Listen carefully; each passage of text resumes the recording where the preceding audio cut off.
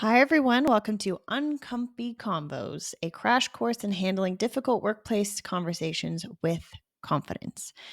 I'm Amanda Duff, and by the end of this session, you'll have practical tools to handle uncomfortable conversations with confidence.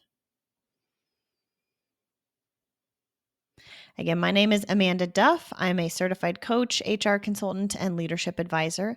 I have a bachelor's in accounting, a master's in human resources.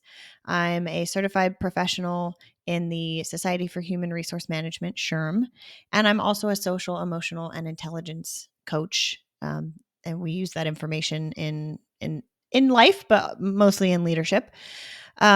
As far as now HR, we offer a variety of services. You can see some of those here. This is a sample training video of what a training could look like around uncomfortable conversations, feedback conversations for your teams, yourself, or anyone that you think would benefit from this information. So let's get into it. Let's be honest. Nobody wants to have an uncomfortable conversation. We tend to avoid them for three main reasons. One is we fear conflict and confrontation. Two is we worry about damaging relationships. And three is we're unsure of how to say what needs to be said. But here's the thing, avoiding these conversations doesn't make the issue go away. In fact, it often makes it worse. So what we'll cover today is how to approach these conversations in a way that strengthens rather than damages relationships. Uncomfortable conversations are actually critical for workplace success. Why? Because they build trust and transparency, they prevent small issues from escalating, and it creates clarity and accountability. For example, let's say a manager is avoiding giving constructive feedback to an employee who's underperforming. If you don't have that uncomfortable conversation early enough, we let that performance continue. And over time, the manager is going to feel extremely resentful to this employee for just the type of performance that continues. The work quality continues to drop, and eventually it just becomes a bigger issue that could have been addressed earlier. And now it's really awkward because once you get to the point where you absolutely you can't avoid the conversation any further, you have to talk to this person. You either have to now explain why it took you so long to bring up, or you have to pretend like it's a new issue. And either way, neither of those situations are good. And imagine if you were on the receiving end of that and you found out later that you had been doing something incorrectly or just maybe not the way your manager would want you to for so long, but you had no idea. You'd feel terrible, I imagine. I would feel terrible. Feedback conversations are necessary, so let's talk about how to do them well. So before anybody jumps into a feedback, uncomfortable conversation, whatever you want to call them, I always like to ask people to consider whether or not they are the right person to have this conversation. Do you have trust and respect with this person mutually? So, like, do they respect you and do you respect them? If not, you're probably not the right person to have this discussion. Should human resources or leadership be involved? What's your relationship to this person? If it's a compliance issue or a performance issue that you would not ordinarily be involved in, you're probably not the right person to have this conversation, and you should take it to somebody else instead. And lastly, do you have all the facts? Are you giving feedback based on something you witnessed, or is it hearsay?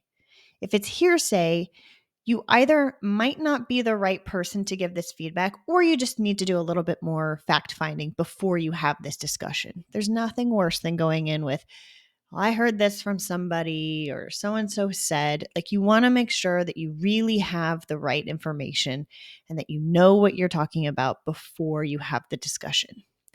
The key to approach the conversation, or the key is to approach the conversation with the right intent and preparation. So often a good conversation starts before you even sit down. If you're in a position where you have time to prepare ahead of your discussion, here's how you can do it. Gather specific examples. Stick to facts, not opinions, or like we talked about just the slide before, not hearsay. Make sure to get specific examples. Think about the personality of the person that you're giving feedback to and how they might react. I don't want you to go down a whole rabbit hole and like practice the conversation back and forth exactly how you think they're going to respond and then how you're going to respond, but just consider what you know of this person and what their personality type is, and it might help you frame when, where, and how you deliver the feedback. Maybe you have the conversation in the office, maybe you take this person out to coffee, just circumstances might change depending on the personality of the person you're giving feedback to and what the discussion is about. And then get clear on the outcome that you want. Are you looking for change? Are you looking for resolution? Are you just looking for some simple clarity, getting on the same page? The more you prepare, the more confident and effective that you'll be for this conversation.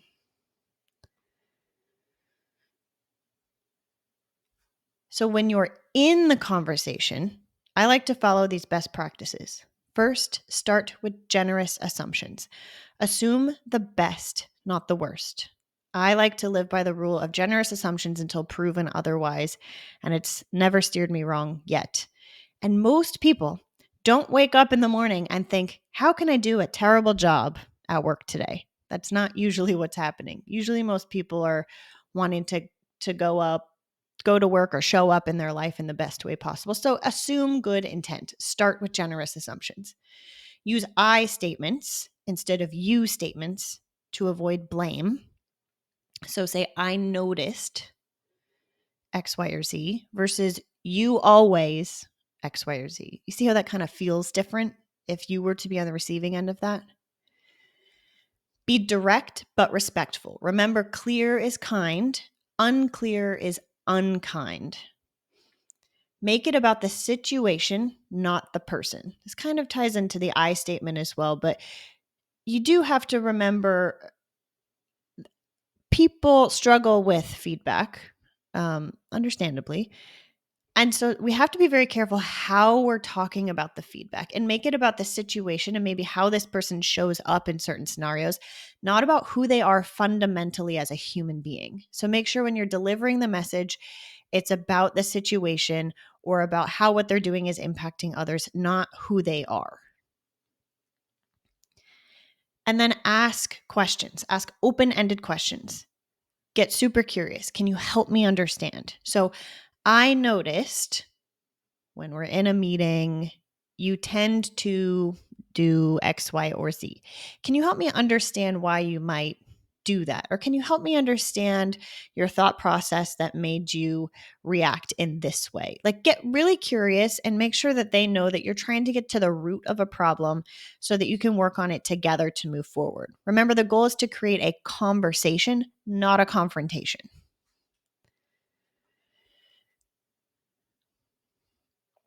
So, one of the biggest mistakes people make in tough conversations is assuming they already know everything. Especially if you're nervous, especially if it's a particularly uncomfortable conversation that you're not excited about and you've been practicing a lot. Maybe you've been over practicing and you have it in your head how it's going to go. And maybe you've over prepared and you've already made an assumption how they're going to respond and how it's going to end. That's a mistake. Instead, we need to focus on listening first, then responding. Seek to understand intent. Why is this happening? And then clarify what you heard. Say it back to them. Something like, so what I'm hearing is, what I want to avoid is this concept of listening but not really listening. Like, have you ever been in a conversation with someone, or maybe you've done it? I've certainly been guilty of this, where you're in a conversation with someone, you ask a question, but instead of like actually listening to what they're saying, you're thinking about what your next question is or like how you're going to rebuttal, and you're just not as present as you could be. That's a situation I'm trying to avoid. I want you to prepare and have a loose idea of how you want this conversation to go and what you want the outcome to be, but be very flexible in between. And make sure when you're asking questions that you're actually listening so that you can pivot and respond appropriately depending on what they say. Most conflicts come from misunderstandings, not bad intent. So make sure you're actually listening with the intent of listening before you figure out your response. Okay, so far we've talked about you as the person giving feedback and preparing and how you're going to handle that situation. But what if you're on the receiving end? That's not easy either. And it's just as important to learn how to receive feedback well as it is to give feedback. So here's what you're going to do if you're on the receiving end of getting feedback. First of all, you're going to start with thanking the person for being willing to give you feedback. Even if it's not delivered well or not something that you initially or ever agree with, just thank them for being willing to give you the feedback. As we just talked about, it can be very uncomfortable to be the one to initiate feedback and give it to somebody else. So imagine that this person is probably not extremely comfortable with giving you some feedback, and it's actually a gift and very vulnerable of them to be able to do that for you. So just thank them. Whether or not you agree, whether or not you like it, just thank them for being willing to give you the feedback. And then advocate for yourself. Ask clarifying questions. Just like we talked about for giving feedback, if you're getting feedback, I want you to get super curious and try to seek to understand the other person's perspective. There is a reason this feedback felt important enough for this person to share. So figure out what that reason is. And then take time to process. Don't react emotionally. You don't need to resolve anything in this discussion or come to any sort of conclusion at all. Just take in the information and sit with it. You can say, I appreciate this feedback. I'd love some time to reflect. Can we touch base tomorrow? Like maybe this feedback has taken you by surprise and you're not sure how to react. You can ask for time. That's fine. Just say, thank you for the feedback. Can we talk about this again later? Or maybe you just say, thank you so much for your willingness to share this feedback with me. I'll take it into consideration. Maybe you don't want to talk about it again. Maybe you're like, this feedback is not relevant to me. And I absolutely know that I don't want to implement it. That's fine. Just say, thank you so much for your willingness to share this feedback with me. I'll take it into consideration. Especially if it's someone that you trust and respect, you want to make sure that even if you don't agree with that particular feedback, you're keeping the lines of communication open. So this type of response to somebody giving you feedback shows professionalism and emotional intelligence, even if you decide the feedback is irrelevant or simply not useful. There's just no need to go down that road. Just thank them for the feedback and move on. And it keeps the lines of communication open so that now they'll feel comfortable giving you feedback again in the future. If you just shut them down immediately, they're likely never to tell you something again. And especially if it's someone you trust and respect, that would be a shame. Okay, so to wrap up what we've covered so far, here are 3 key takeaways. Uncomfortable conversations are necessary for success, both giving them and receiving them. Preparation and best practices make these types of discussions easier to have over time, or at least makes it easier to jumpstart the conversation. I've been doing this for a very long time, and I am still always uncomfortable going into these types of conversations. I'm always a little bit nervous. But you know what? I think the fact that I feel nervous or worried or whatever the feeling is going into these conversations, it's just an indicator that I care very much how this conversation is going to go. I care about the other person, I care about how it's going to be received, and I care that it's done well. And I don't think that's a bad thing. So that's fine if you're having some sort of feelings going into these conversations, but just know that being prepared and following best practices is going to make these conversations smoother for you over time. And then remember to ask yourself, what's the best possible outcome? Especially when you're in a conversation that could potentially go multiple different ways. Sometimes we can find ourselves down different rabbit holes and maybe we've lost control of what we're trying to accomplish in this conversation. So if you go in having asked yourself, what's the best possible outcome of this conversation? it just really helps guide and keep you focused on the goal of the feedback so that maybe you can kind of recenter if you need to throughout the discussion. So when it's done well, these conversations don't just solve problems, they build stronger teams, stronger leaders, and healthier workplaces. Two of my favorite resources for learning how to both give and receive feedback come from Brené Brown's book, Dare to Lead, and Thanks for the Feedback by Douglas Stone and Sheila Heen. You've maybe heard me talk about Dare to Lead by Brené Brown before. It's like my favorite leadership book. And in the book, she talks about giving daring feedback. And particularly, she's got this engaged feedback checklist. It's in the book, but it's also on her website. She has a Dare to Lead hub where you can find this as a PDF, the engaged feedback checklist. And if you're giving feedback, it's just a really nice list to go through to make sure that you are ready to give feedback. Like you're in a good space physically and mentally to give good feedback. So, for example, we'll go through a couple of these. I know I'm ready to give feedback when I'm ready to sit next to you rather than across from you. I'm willing to put the problem in front of us rather than between us. I'm ready to listen, ask questions, and accept that I may not fully understand the issue. And you can go through the rest of these as well. But if you answer any of these no, then you might not be ready to give the feedback yet. You need to spend a little bit more time letting it sit with you or preparing. And then Thanks for the Feedback is such a great book, all about how to receive feedback well. Even, like it says here, even when it's off base, unfair, poorly delivered, and frankly, you're not in the mood.